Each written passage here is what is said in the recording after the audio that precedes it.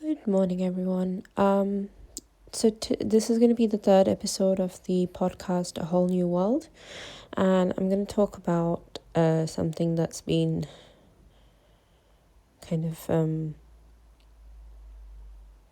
it's been eating my brain because I've been having an internal debate for the last week or so about AI. So artificial intelligence because for a long time I was very much against it because yes, it's very convenient, but it does mean that you get lazy. You stop about thinking and you stop being creative, and that is something I am very against because things like books that you can write with AI, and as an author that is something I just don't understand. People, if you're using AI to write books, then is it really can you say that is your creativity? I still don't know the answer. Before I would have said absolutely not, but I've evolved to the point where I understand that it's not always black and white. There's shades of grey, and I honestly don't know where that particular part of the writing books with AI lies in that spectrum. On that spectrum, sorry. So I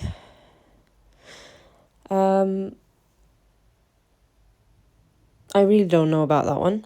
So, but I have like I said, I've had this internal debate going on in my head. So I've got some pros and cons that I would like to share, and then maybe, I don't know, I'd love to hear what you guys think as well. So let's talk about the pros first, I guess. It's very useful. It's very convenient. Like, for example, I am creating a sort of, I don't know if I should call it a deck, but some flashcards, let's call it a flashcard, with different sea animals, sea life in general, from the ocean. So yesterday I did that for dolphins, and I used ChatGPT, and I also used just like when you type into Google dolphins, it comes like the AI generated summary comes up, and I have used that a lot. It's very, very helpful. I find it's very helpful, and I think it saves a lot of time where I don't have to. Usually what I used to do is go through different links and get the data together manually and then put it together, whereas AI is quite helpful in the sense that it actually looks at all the websites, all the data, and summarizes it for you, so you save time. And time is money. Time is, that time you can devote to other things that make you happy, that you can use for creativity. So I am happy with that aspect of AI. On the other hand, yes, so it's convenient, it makes life easier. ChatGPT also is very useful, that it kind of gives you some extra, what's the word? At the end of your question, it gives you prompts. Like, I put dolphins into ChatGPT, and then at the end of the little summary, it asked me, do you want me to create a flowchart? And I was like, yes, that would be cool. That'd be nice to have a visual thing. So I did that, and it came up with a very nice flowchart that I have saved for future use. And it basically shows the fact that they have echolocation, what their diet is, their communication style, social life, conservation stuff. So that is exactly what I wanted, and I got it. And I'm very happy that I got it in a very short amount of time. Whereas in the past, when I've tried to do research like this, it usually takes me a lot of time. So in that sense, I am happy with it.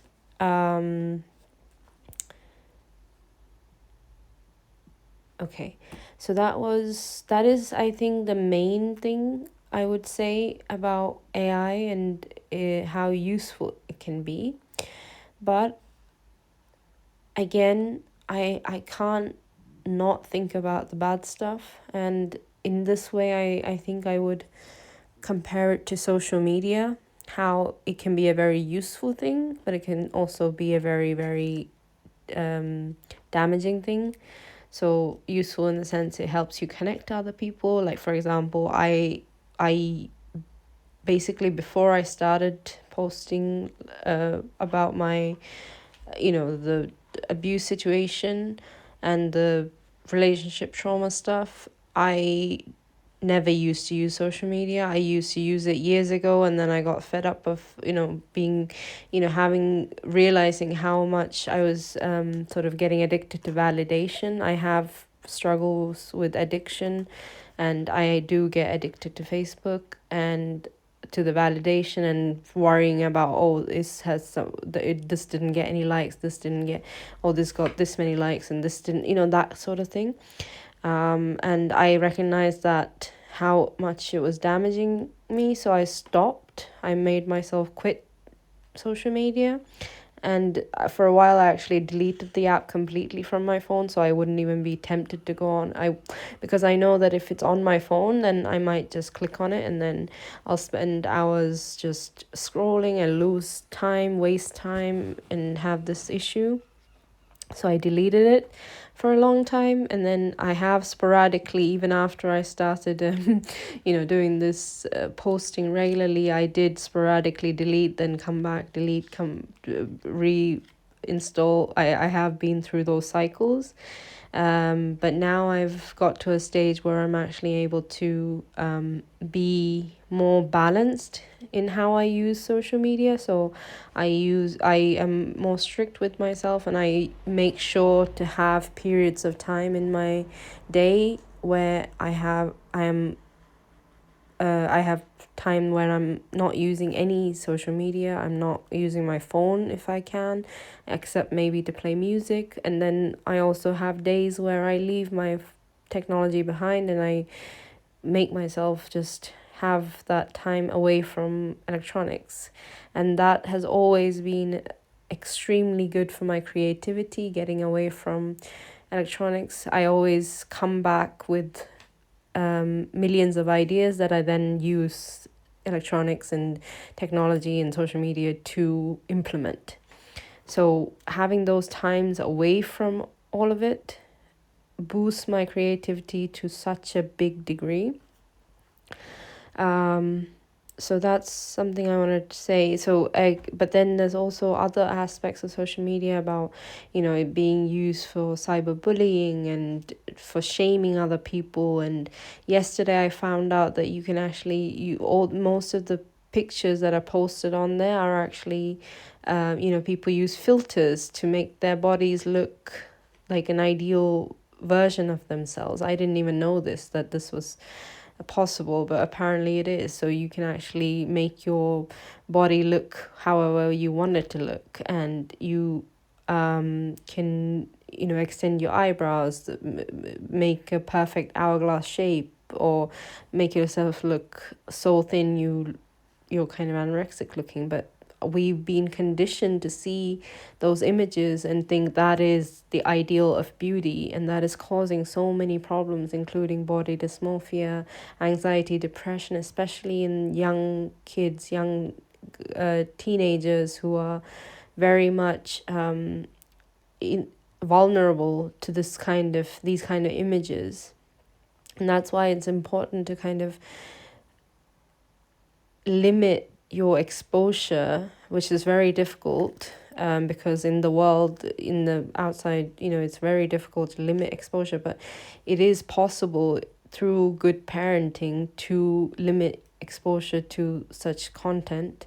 I'm not gonna talk about that too much here, because that's a whole other can of worms that maybe I'll make into a new podcast at a later stage. But let me keep focused on AI here, because I can go off track and talk about the issue of parenting at a great length.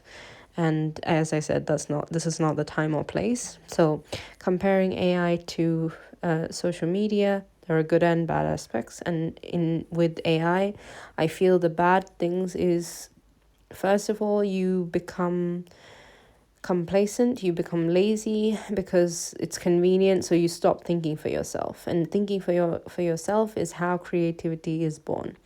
Another thing is isolation, because you stop connecting with people when you start connecting with AI tools. For example, I see so many what's it called, adverts about AI tools that can help manage depression and anxiety, like having a companion, or even like a AI boyfriend or AI girlfriend. And yes, it sounds good, but think about it. You're literally isolating yourself even more from going out there and actually engaging with other people. And it's only going to increase social anxiety if you hide away from the world. If hiding away is what causes all these problems. I know it's uncomfortable, but you have to put yourself out there. You have to connect with other people. And if you're using AI to hide away from people, it's sort of, I don't know. I mean, I see the good parts of it again, because yes, it can be nice to have something that, I think it's balance. It's about balance. It's about not relying only on that. It'd be good to have that. Yes, I agree. It's nice to have something like that to, talk to when you really can't talk to anyone else. But then also have your support system, have your friends, have your relationships, have people you trust who you can go to when you need to. And this is something I also personally struggle with, and it's something that's kept me stuck for years and years. But I am forcing myself to stop being so afraid of forming connections with other people and trying to put myself out there. It's hard. It's, with my social anxiety, it's almost impossible sometimes, but I keep trying. I am compassionate with myself when I'm not able to, but I keep trying. And that's one of the main reasons why I started volunteering at cancer research, because it forces me not to hide away from the world. It forces me to get out of bed 2 times a week at least and go and interact with other people, and that itself is therapeutic. That itself is therapeutic, honestly. So although I am, and that keeps me motivated. That gives me energy, because it's when you talk to people, you get energy exchange.